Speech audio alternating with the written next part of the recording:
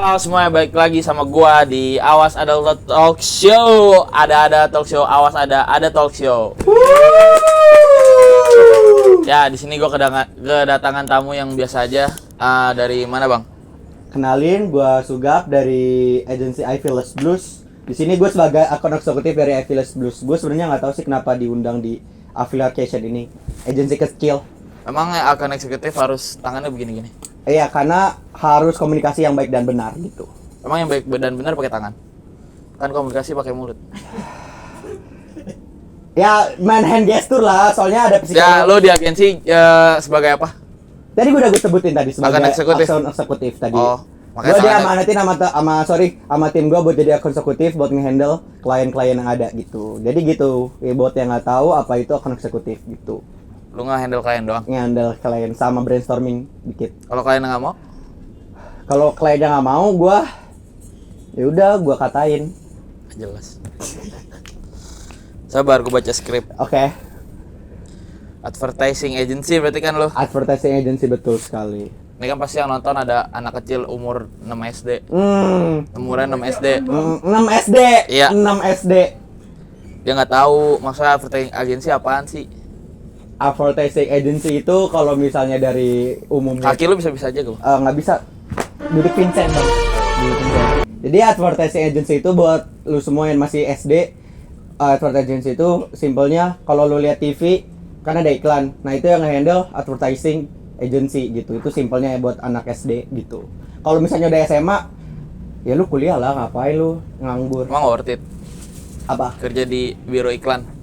Worth it banget. Worth it banget, kayak dapat relasi yang banyak, dapat kecacian klien gitu-gitu. Jadi worth it lah untuk dicoba buat kerja di Emang biro cacian iklan. klien lucu?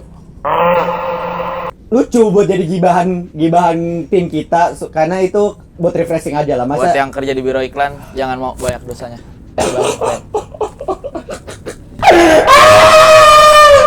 Nah, gua nggak tahu nih di agensi lu pasti setiap agensi beda-beda kan? Iya, betul. Di lo ada divisi apa aja? Kalau agensi gue sendiri tuh ada satu akun eksekutif gua, terus ada managing director atau simpelnya yang nggak tahu itu adalah ketuanya. Terus ada copywriter itu yang bertanggung jawab kalau yang bikin tulisan caption or something itu tugasnya copywriter. Terus ada media planner, dia yang dia mandatin untuk bikin konten apa selanjutnya yang menarik. Terus yang terakhir ada art director yang bikin feeds. Terus ada finance, gua nggak tahu kerja finance ngapain. Dia agensi suka duka emang ada? Suka duka sih gue lebih banyak di duka sih. Sampai Duka. kini Emang masih banyak? ku coba. Emang banyak yang Itu lagu Last Child. banyak yang meninggal, Bang, kan duka. Banyak yang keluar yang meninggal tuh dalam, kalau di agensi kita namanya resign gitu. Oh, keluar dari agensi lo? Karena agensi gua Nggak, lumayan menyenangkan. Kerja semua emang. Nah, kerja semua, untungnya agensi gua kerja semua gitu. Oh, biasanya kan ada yang digendong satu orang doang. Nggak tahu ya, tapi kalau buat di Ivy Le Blue ini, alhamdulillah, bau agama, politik identitas, jadi kita kerja semua, gitu. Makasih lawakannya dari Bang siapa nama lu? Sugap. Bang Sugap. Ya. Tadi di divisi apa aja? Ada divisi apa aja di agensi lu? AE, AE, terus managing director, Ya. copywriter. copywriter. Iya. Lu tahu copywriter emang? Copywriter ya itu yang gue tahu, bikin caption, terus bikin tone of voice-nya kayak gimana, itu gawaannya copywriter gitu. Bikin caption doang, Bang. Gua kira copywriter yang bikin kopi di kantor. Bukan, itu barista. Oh, ada barista di kantor lu. Ada, keren kan? Bukan OB. Anak PKL, Bang, anak PKL. Oh, nggak nyuruh anak PKL. Enggak, kita belum ada yang PKL. Agensi gua masih masih nge-hire orang-orang yang mau full time gitu. Jadi kalau ada orang nanya copywriter siapa, lo jawabnya gitu, yang bikin kopian. Iya, yang bikin caption something else gitu, copywriter gitu. Ya, Ralif Gengs, dengerin copywriter yang bikin cuman kopian, dia bukan bikin kopi, tapi dia bikin kopian. Apa bang kopian? Ada banyak yang nggak tahu kopian apa. Jadi copywriter itu kalau lu misalnya di poster kan ada headline, subheadline sama body copy kan. Nah, itu tugasnya copywriter tuh. Tapi kalau masalah visual itu gawainnya art director. Tapi kan kita lagi bahas copywriter kan. Jadi copywriter ini yang berusaha biar orang-orang tuh Emang copywriter penting? Wah, ini nyebelin sih pertanyaannya. Penting dong, karena setiap role di agency itu penting semua gitu. Nah, kalau nggak ada copywriter kan bisa art directornya yang bikin kopinya. Sebenarnya kalau misalnya mau art directornya bisa aja, kalau misalnya dia nggak keteteran. Soalnya karena kita lihat aja dibikin visual kan susah gitu. Jadi ada copywriter gunanya gitu, mempermudah art Kalau director art juga. director ada banyak, butuh copywriter nggak? Tetap butuh. Soalnya kan nanti ada beberapa brand kan. Nanti kalau misalnya art director satu mega brand ini terus ada art director yang satunya megang gini kan ribet, nggak kepegang gitu copywriternya. Berarti penting banget. Penting banget copywriter tuh. Soalnya sama-sama di creative department Lu kan. biasa aja bang. Nggak. Excited banget gue Kayak soalnya ada anak ngomongin- kecil, ada Oh, anak kecil. anak kecil. Buat Maaf, nonton. maaf. Pada bapernya apa sih, narasumbernya nggak jelas gitu. Sorry ya. Durasi juga. Durasi ya. Nggak kredibilitas juga sih. Berarti ini gue baca skrip dulu ya. Seberapa penting copywriter di sebuah basi. Emang penting banget Apa? copywriter tadi yang lu bilang. Penting sih buat biar ya tadi yang gue bilang buat headline, subheadline sama body copy gitu. Cara Ya, kerjanya gimana bang? ya Copywriter. cara kerjanya ngapainnya itu lu tok-tokan juga sama art director. Nih tone voice-nya enaknya kayak gimana? Nanti baru diimplementasikan ke bentuk fisik seperti itu. Fisik tubuh manusia. Bukan kayak billboard kan, billboard ada tulisannya kan. Nah, itu gaweannya copywriter gitu. Oh dia ngedesain juga. Enggak salah, tulisannya. Oh, tulisannya doang. Tulisannya doang gitu. Gak tahu kan gua. Makanya gua nanya lu. Ntar gua baca skrip. Ini masa nyebelin banget dah.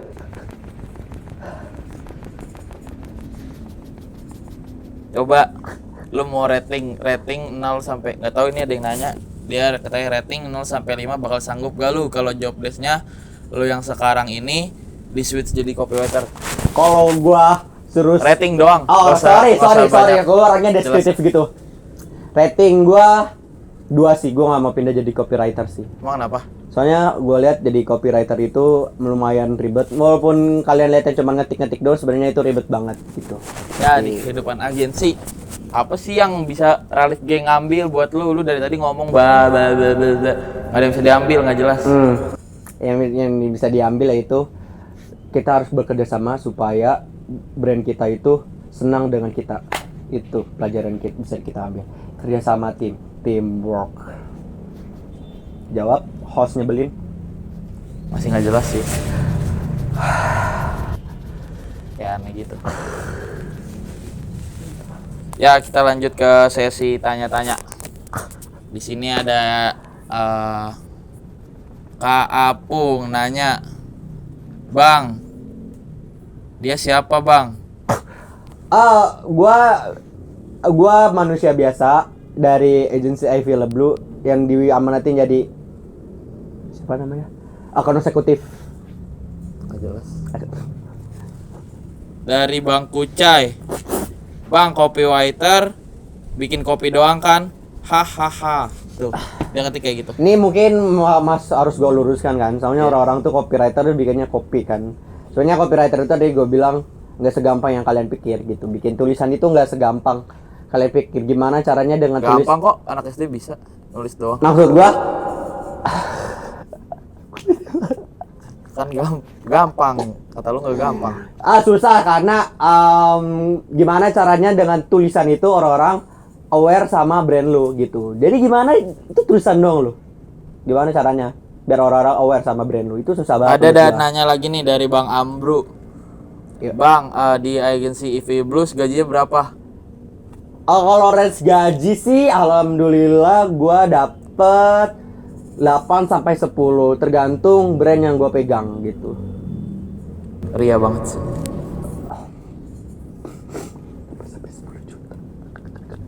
Dari Kak Vibi. Ah, bagus tipsnya dong. Saya mau jadi copywriter nanti udah gede di kelas 7 SD. SMP sorry. Nah, kelas 7 SMP udah mau jadi copywriter. Keren banget kamu, Vibi Kaila. Tepuk tangan. Apa tipsnya, Bang?